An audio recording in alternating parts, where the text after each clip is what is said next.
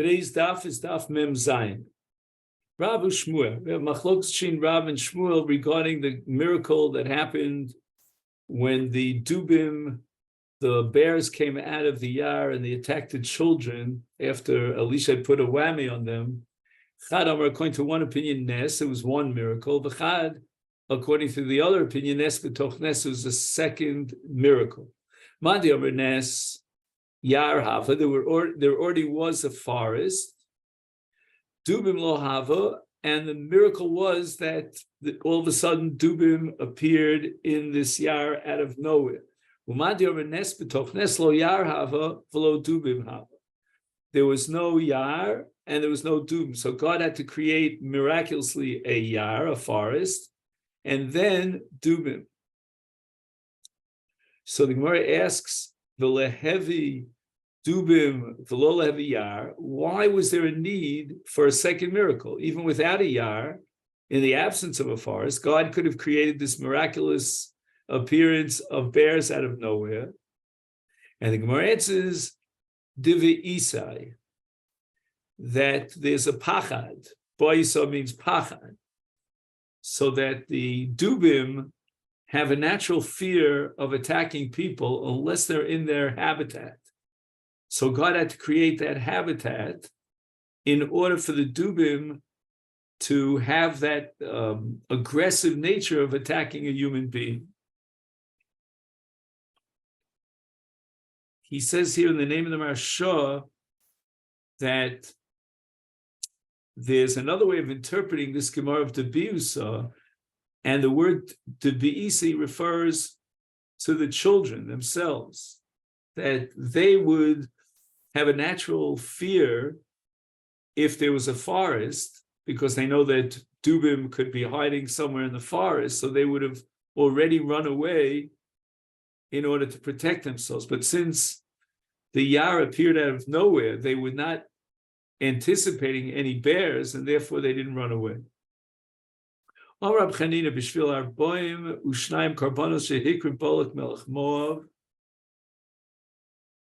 42 karbanos that Balak Melech Moab brought for the purpose of cursing the Jewish people. So Balak had hired Bilam, and in order to facilitate the curses of Bilam, Balak directed the building of 7 mizbachos, and Balak offered a bull and a ram on each of these 7 altars as offerings to Hashem.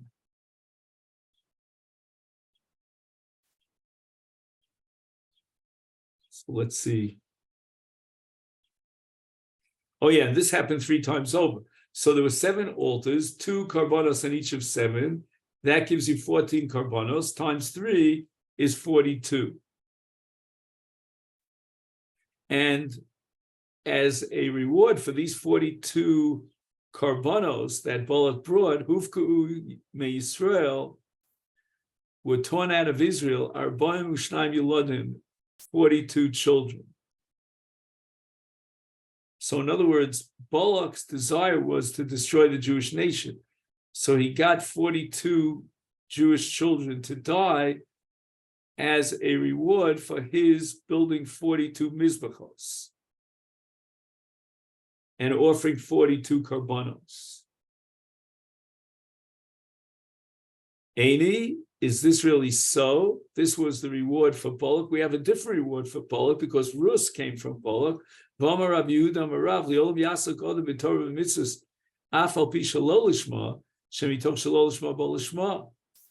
proof of this, that even if a person studies Torah without the proper motive, for example, he wants fame, he wants honor, he has ulterior motives, but nevertheless he climbs slowly up the spiritual ladder.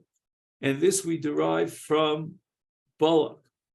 Shebischara boim ushnaim karbonos, for these 42 karbonos that Balak brought, Shikar Gomelchmo, Zacha v'yotza mimenu Rus, sheyotza mimenu Shlomo, shekosu bei 1000 olos yale Shlomo. So as a result of the karbanos that Balak brought, his descendant Shlomo HaMelech would bring karbanos.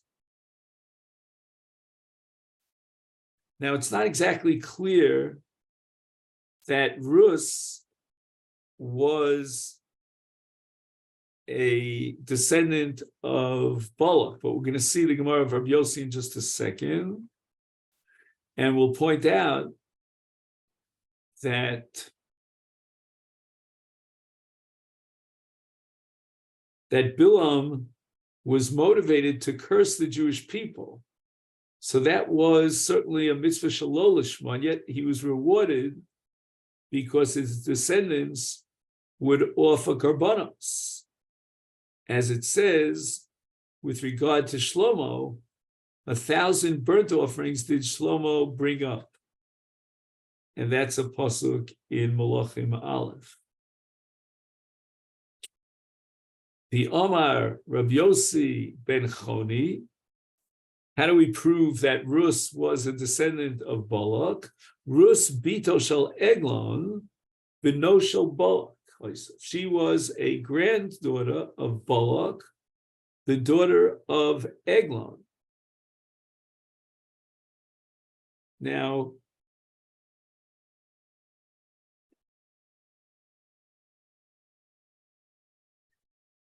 Tosfos elsewhere explains that Rus lived many generations after Eglon and was not therefore his daughter. Rabbi Yossi ben Choni only means that Rus descended from Eglon. Now, Rabbi Chanina, which was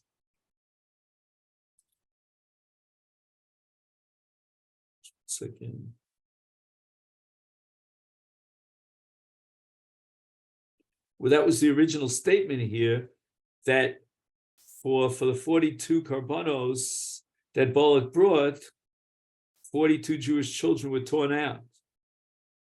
Now, Rashi points out that Rabbi Hanina did not intend to say that Balak was rewarded with the deaths of these youths, but rather he meant that Balak's efforts to destroy the Jews, which was the reason that motivated his sacrifices, bore fruit with their deaths. Although the sacrifices did not aid Bilam's curses, they did increase the effectiveness of Elisha's curse. So again, it turns out that Balak wanted to get Bilam's curses to be more effective. That didn't happen, but he did have an impact on Elisha's curses. And the intention of Balak to decimate the Jewish nation was ultimately fulfilled on a smaller scale. Now, the Jews were protected from Bilam's curses in merit of their pure origins. Their mitzvah performance, which set them apart from other nations, and their Jewish mode of dress, this prevented assimilation. These youths possessed none of these merits, as the Gemara stated earlier on Daf Mem Vav, that they were conceived in sin. They did not possess even a residue of a mitzvah.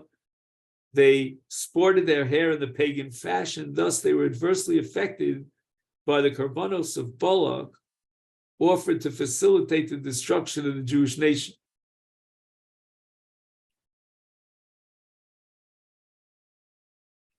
So now we're left with a kasha. And that is that we see that the reward that was afforded to Balak was not the 42 children, but rather the Rus and Shlomo. Shlomo would bring, as descendants of Balak, would bring karbanos. So Gemara answers, Tavaso mia leklola havi.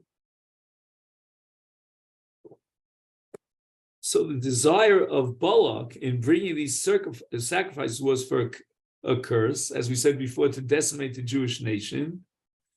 And this desire was realized with the deaths of these youths.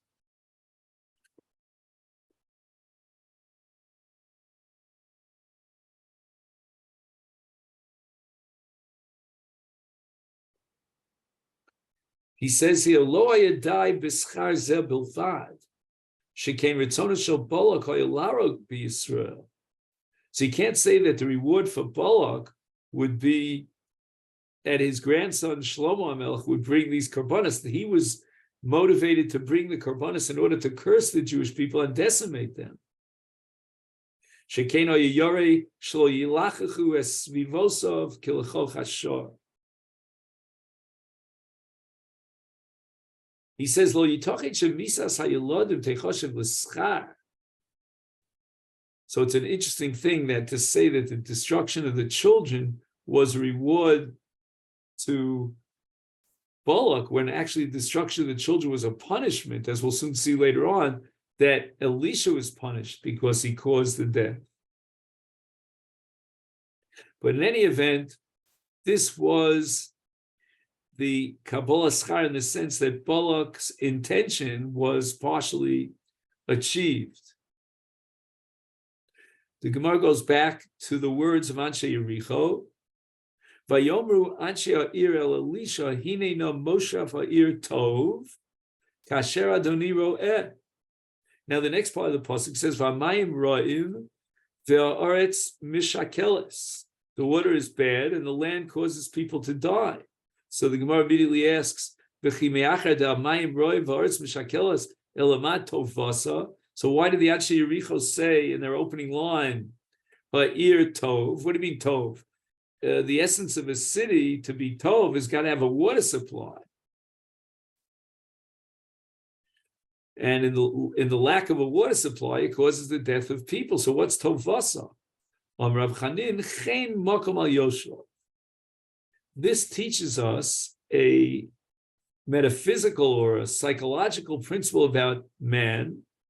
Man is always favorable, and he always sees the good point in his, in the place where he lives. And Tanarabanan Shlosha Chaloim, Rabbi Yochanan, Shlosha Chinos Hem. There are three different categories of finding favorable or attractiveness, and all this is a divine decree. Number one is Chen HaMakom Al Yoshvav. A place appears favorable to its inhabitants. Number two, Chen Ish Al Baila. A wife finds favor in the eyes of a husband. And number three, Mekach Al Mekcho. When a person purchases an item, it appears favorable to the Lokeach. And all this is given by Almighty God. So even a homely woman appears attractive to her husband, as does a homely item to its purchaser, regardless of its defects. Without this special divine intention, people would never be satisfied, neither with their place of residence, nor with their spouse, nor with their purchases, and the result would be chaos. Now the Maharsha points out that there's a common characteristic to these three matters that are preordained, is that they are preordained. The Gemara states that Adam decreed the lands to be inhabited, which we use for other purposes, and the identity of one's spouse, and even the items that one acquires are all decreed before a person is born. To ensure that these preordained decrees are fulfilled, HaKadosh Baruch Hu causes a particular location to be desirable, one's prospective spouse to find favor in his eyes, and a particular item to attract the person who is supposed to acquire them. And this statement of Rabbi Yochanan has halachic ramifications that Beis Hillel says it's not a dvar sheker to praise the beauty of a bride to her husband, or to praise a purchased item to its purchaser. So there may be defects. The Chofetz Chaim paskins that if you could possibly prevent him from a loss, then you have to tell him about this. But these statements, which are technically sheker, but they're not sheker because in the eyes of the groom, the bride is beautiful, etc., etc. Echad shegera dubim bitinokas. One was a punishment because he caused the bears to attack the children. Echad al shedachafol gechaziv shtei yadayim. he rejected Gehazi, and therefore Gehazi did not do tshuva. V'echad shemesbo, and thirdly, there was a choli from which he died. This is not a punishment. On the contrary, when a person gets ill and then dies, he's able to bring his children together and pass a legacy to them. Shenemar. Ve'elisha cholal chelyo asher yomuspo. And the Brisa darshans the word chola as a remez to one choli. Cholyo is a remez to two cholis, and asher yomuspo is to a third choli. Ton Rabbanan li olam tehei smol docha v'yamin mikareves. This is a principle that reflects the fact that Elisha was punished because he pushed away Gehazi. And a person should admonish someone with his left hand, which is the weaker hand, but he should bring him closer with his stronger hand, his right hand. Lo ki Elisha shedechafo leGehazi b'shtei yadayim. And he pushed away Gehazi with two hands.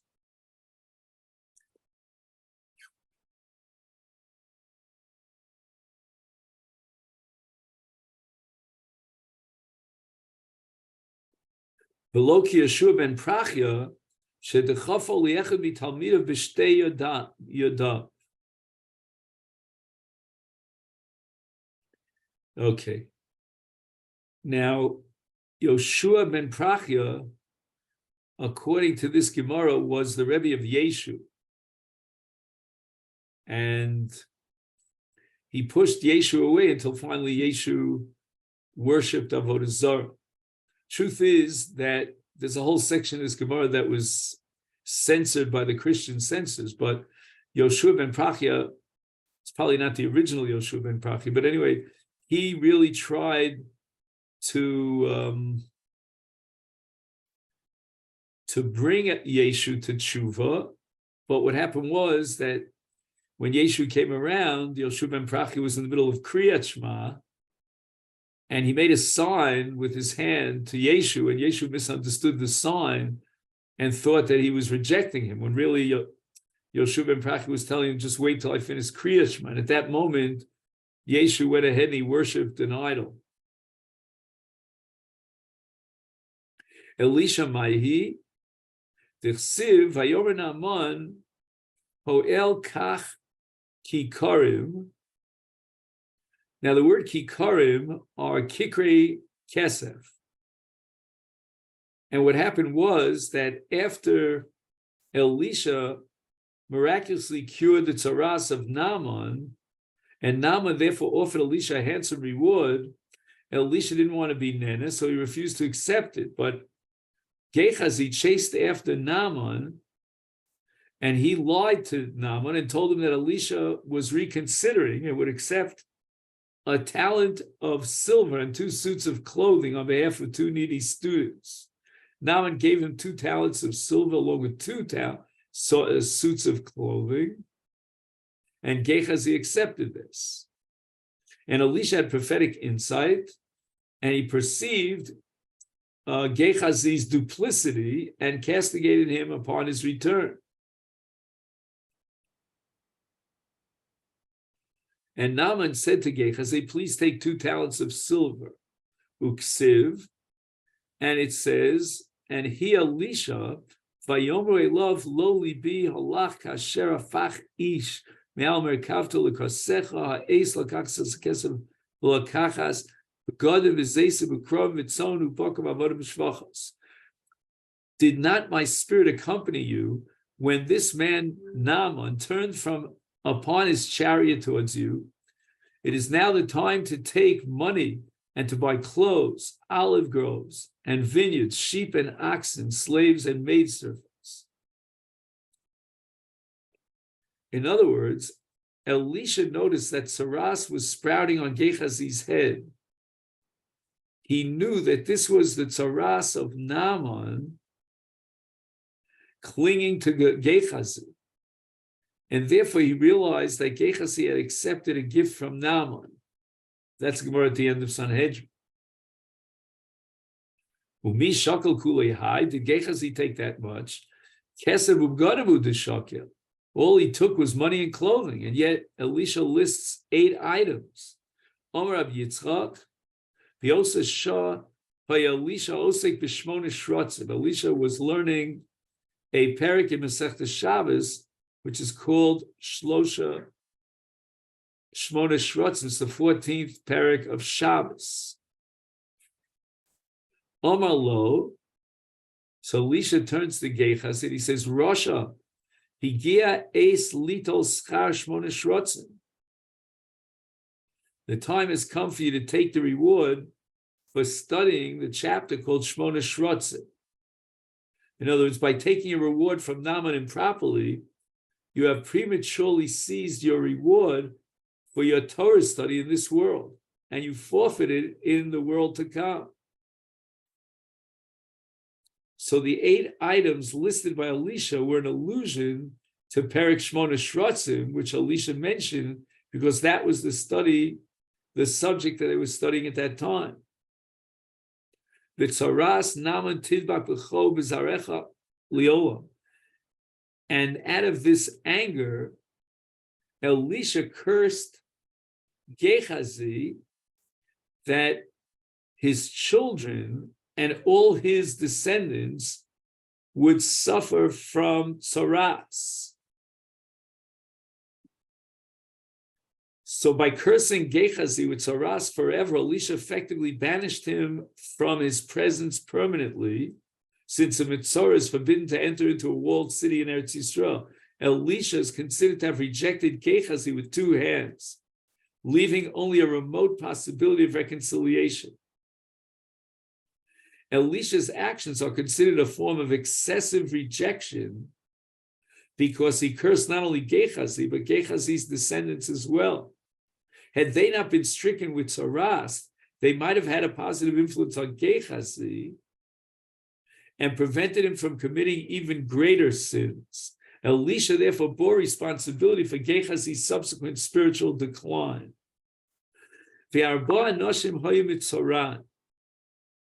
Right, the pasuk tells us in Malachim Beis Parakeh that there were 4 mitzoram at the opening of the gate. Omer Rabbi Yochanan, who were these 4 mitzoram? Ze Gechazi Shloshes Bana. Vayelech Elisha Damesek. So now we're going to see that Elisha made an effort to bring Gechazi back into the fold, to be the caravan. So Elisha goes to Damesek. Actually, the pasuk says, "Vayavo Elisha Damesek." So this is an introduction to the episode in which Elisha predicted that Ben Hadad, the king of Aram, would die, and Chazal would become the king. However, it is unusual for the pasuk to state that someone arrived into a given place without first telling us that he set out for that place. So since this verse only mentions Elisha came to Damesek, the Gemara deduces that Elisha originally traveled to Damesek for the purpose which is not mentioned in the pasuk, and only afterwards did the episode of Ben Hadad unfold. So what was the reason that Elisha traveled to Damesek in the first place? Lama halach, Omer Rabbi Yochanan, shaholach lahachzir legechazi b'tshuva. V'lo chazar b'gechazi did not do tshuva. Omer lo, Elisha said to Gechazi, chazar b'cha, Omer lo, and Gechazi replied, Kol tach mekublani mimcha, I've heard from you, Kol misha chata v'hichti es harabim, ein maspika b'yoda lasas tshuva. So apparently Gechazi caused others to sin, and therefore Gechazi gave up on tshuva. My Avad, what was the sin of Gechazi in which he was machtias harabim? Ikadiyam, according to one opinion, Even sho'eves tololo lechatos Yeravam. Right, Yeravam had set up a golden calf as the object of worship in order to entice the Jewish people to worship an idol, in this case, a golden calf. And what did Gehazi do? He set up an Evan Sho Eves, some sort of a magnet that brought the people and attracted them to violate that sin of Avodah Zarah of Yeravam, Amido ben Shamayim lo Aretz. Now, I believe that it is Gehazi. Let me just make sure that that's correct.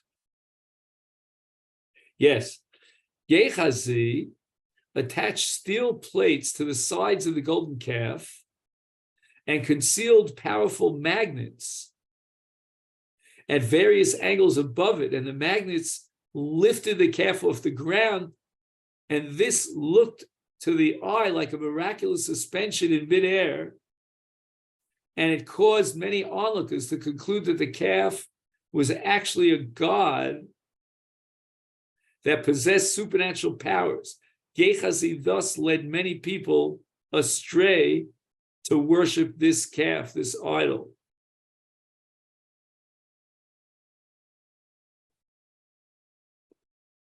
Ikar the Amri, according to another transmission, the Amri Shem Chakak Lo Apuma. Gehazi engraved the Shem Hashem into the calf's mouth, V'hoisa Omeres, and the calf was able to speak on Nochi V'lo Yeh, and it began reciting the first two of the 10 Commandments. So this is the power of the Shem Hashem. And when the calf recited Anochi Hashem, I am Hashem your God, the calf was actually referring to Hashem, but the onlookers thought it was referring to itself, and it was stating that it possessed godly powers. The Ika di Amri Rabbanan Dachaluk Mekameh. Some say another pshat of Machtias HaRabbin, that Gehazi drove rabbis away from Elisha's presence. The Chsiv Vayomru B'nei HaNeviim El Elisha Hini No HaMokom Asher Anachnu Yoshvim Sham Lefanecha Tsar, so that the B'nei HaNeviim, who were the disciples of the Nevi'im, they said to Elisha, behold, this is the place where we are staying before you. It's too cramped for us. So the Pasuk describes how Elisha banished Gehazi. Immediately afterwards, the Pasuk states that Elisha's students complained to him that their quarters were overly cramped. And the juxtaposition of these two psukim implies that the overcrowding was a result of Gehazi's banishment. How so? Because when he was in charge of admitting students to Elisha's house of study, the Beis Medrash of Elisha, Gehazi rejected many qualified students. But after he was banished, these students were admitted to Elisha's yeshiva, and that caused overcrowding. By rejecting these students, Gehazi denied them the opportunity to attain the spiritual heights which they could have achieved had they studied under Elisha. And therefore, Gehazi is considered having caused them to sin. Yoshua ben Prachya, Maihui. What was the incident involving Rabbi Yoshua ben Prachya and his student? Kedavi kokotil Yanai Malka l'Rabbanon. When the king Yanai was killing the Rabbanon, killing off the rabbis, and the Gemara in Kiddushin on Daf Samach Vav records this event that King Yanai was a Kohen and he attempted to assume the position of Kohen Gadol. One of Chazal protested because there was a doubt about the lineage of Yanai, and he took revenge on the rabbis. Shimon ben Shetach atminu achase. The wife of Yanai was the sister of Shimon ben Shetach, and she hid her brother Shimon ben Shetach. Rabbi Yoshua ben Prachya Ozal, the Orek Alexandria shel Mitzrayim. So he fled to Alexandria in Egypt. Yavi Shloma, when there was peace in Eretz Yisrael, Sholach le Shimon ben Shetach. Shimon ben Shetach sent a message to Yoshua ben Prachia, who had fled to Alexandria. Mini Yerushalayim Ira Kodesh, from me, Yerushalayim, the holy city, Lach Alexandria Shel Mitzrayim, to you, Alexandria in Egypt. Achosi, again, this is Shemin Shetach, the sister of the wife of Yanei HaMelech. Ba'ali, Shori v'sochech, v'ani yosheves shomema. My sister, city, my master, dwells in your midst, and I am sitting desolate. Omar, when Rabbi Shimon Prachi received this letter, he declared, Shma mino havile shloma. Apparently, there's peace in Jerusalem, and it's safe for him to return, whereupon he set out to return to Yerushalayim.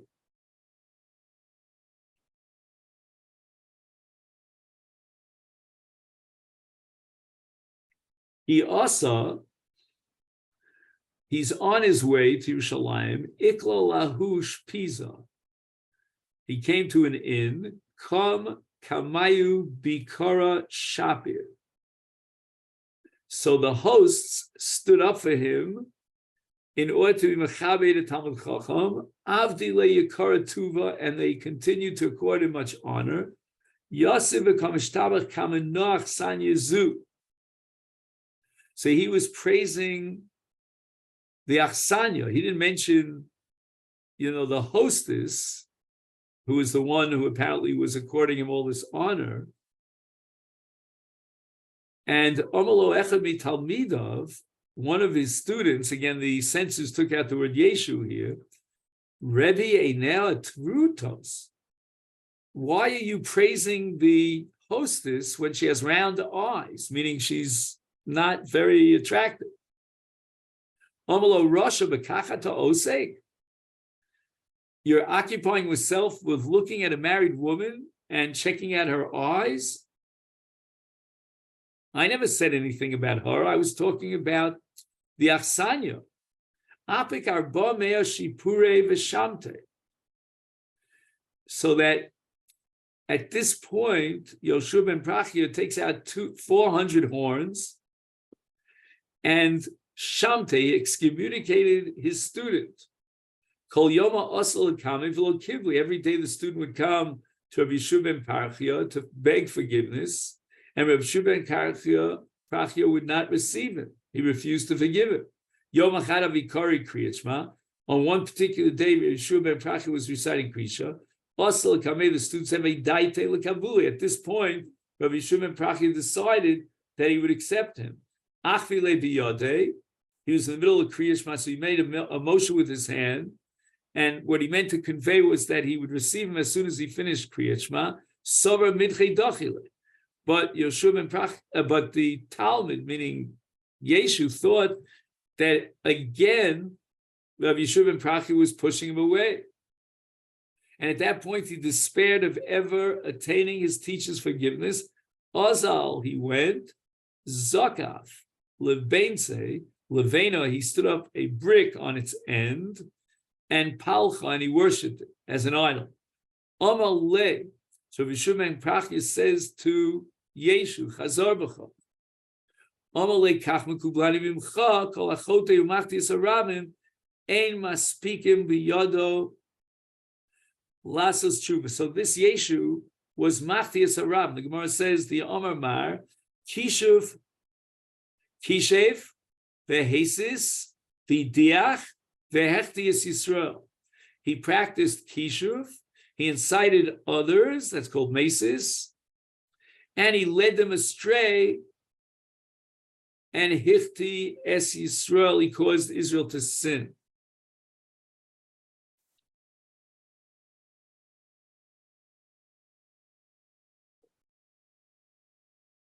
Tanya, we learned in a brayso, Rabbi Shimon ben Elazar, Omer Yetzer Tinok V'Isha, Tei Smol Docha V'Yamin Mekareves. When you're dealing with the inclination towards procreation, or a child or a woman, you should always push away with the left hand but draw them close with the right hand. So although one should, so to speak, push away the inclination to procreate, in other words, not to overindulge in this inclination, because that could lead to sin, he must also draw this inclination close and not subdue it, for it serves an all-important purpose of procreation. When dealing with a child, one must be particularly careful not to rebuke him too harshly, for a child can easily become so distraught as to run away and come to harm. Similarly, when rebuking women, care must be taken to avoid offending them, for women are highly emotional and sensitive, and rebuking them too harshly might cause them to go astray from the proper path. And this leads us to the Mishnah on Daf Mem Zayin Amud Aleph.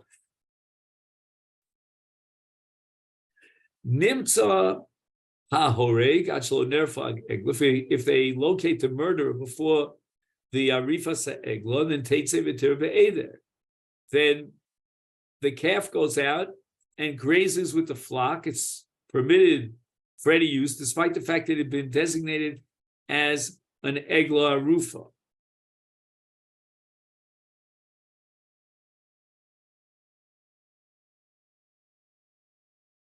And this is apparently the Horoda L'Nachal Esa, and that itself is a Kiddush. Now, Mishanerfa Ha'egla, supposing they found the murderer after they had already done the Arifas Ha'egla, Tikaver B'mkoma. It should be buried in its place like any other Egla Rufa. In other words, apparently the Kiyum HaMitzvah of Egla Rufa was achieved successfully because Shalasafek Basa Mitchila, the whole purpose of the Egla Rufa was to atone for a situation of Safek, meaning when we don't know and we cannot identify the murderer. So it did achieve the kapara for a suffix, like an Asham Talui, and it went on its way. In other words, it accomplished its purpose. So if the Egla fulfilled its function, then it has the same status as an Egla Rufa, despite the fact that ultimately they were able to identify the murderer.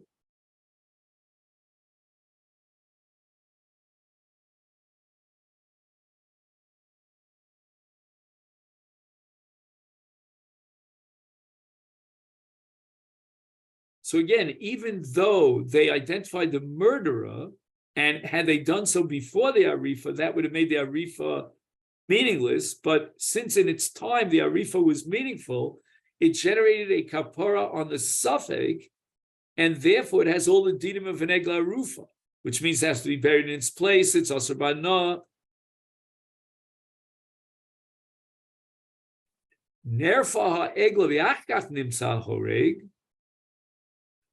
If they found the murderer afterwards, you might ask, well, since the Egla was meaningful and effective in its time, namely during the Kapar Safek period, therefore that Mechaper is Chal even vis-a-vis the Rotseach, says the Mishnah, no. Harezi Hare, the murderer will be put to death, and the kapara of the Egla Rufa will not in any way ameliorate the condemnation to death of the murderer.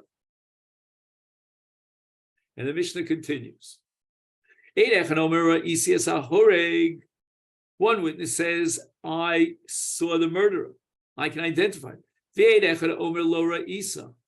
Some of the Girsa Lora Isi, meaning I was there and I didn't see it, so you couldn't have seen it. So this is called Akhasha of 1-8 against 1-8. Isha Meres Ra'isi, the Isha Meres Lora Isi. Now we have Akhasha of one woman who says she saw the murderer, and the other says you did not see the murderer. Hayu Orphan. In this case, the Akhasha removes the original Edus And therefore, we're back to square one, and we have a suffix. Where is and who is the murderer? And therefore, there's an arifa.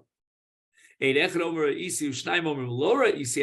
if one witness was contradicted by two witnesses, then are you orphan?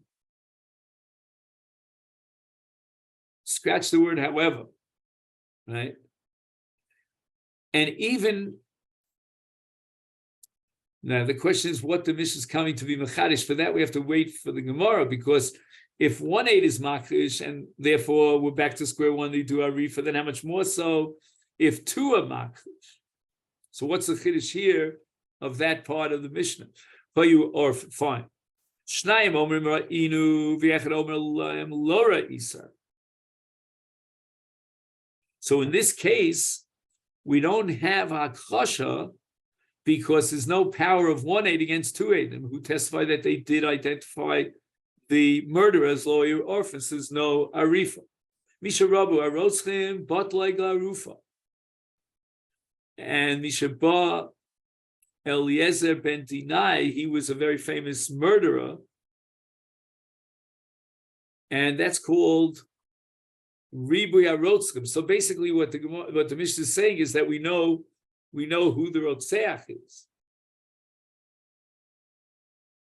Utchina ben Prisha Haya Nikra. He had another name, this Eliezer, and his name was Utchina ben Prisha.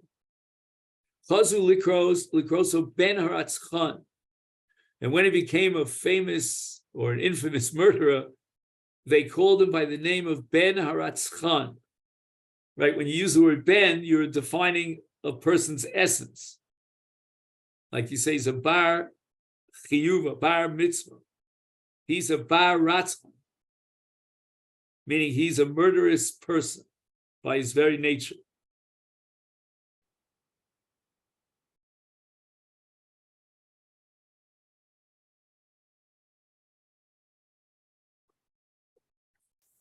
Misharobo amenafim posku hamayim hamorim. So we'll see that adultery increased, and therefore the husbands were guilty of the same crimes as their wife, and therefore there was no ability to have a bedika through the mayim hamorim because he wasn't naki. Rabbi Yochanan Zakkai of Sikon, he was the one who discontinued the Mei Merorim, and he would quote a pasuk in Hosea Novi. It says, "Lo efkod al bnosechem ki tiznena v'al kalosechem ki sinoafena ki hem." I will not examine your daughters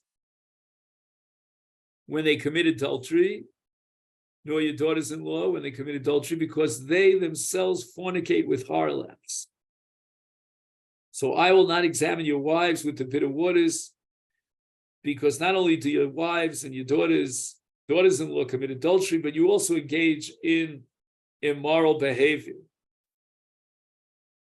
Mishabeis Rabbi Yossi ben Yoezer ish tzreid of Yossi ben Yudi Shushalayim Botlu eshkolos. Eshkolos are the perfect sages. Shenemar, as the pasuk says in Micha, ein eshkol lechol bikura ivsa nafshi. There is no cluster, meaning eshkolos, to eat. My soul desires the first ripe fig. And this is a reference, this eshkol, to a righteous man. Yochanan Kohen Gadol Hevir Hodoyas Maser. The whole mitzvah vidui Maser was discontinued by Yochanan Kohen Gadol. This is not the same Yochanan Kohen Gadol who went off the derech at the end of 80 years of is Afu Bitel Es HaMa'orim. He abolished the walkers and the nokfim, the strikers. Okay, we don't know what that means.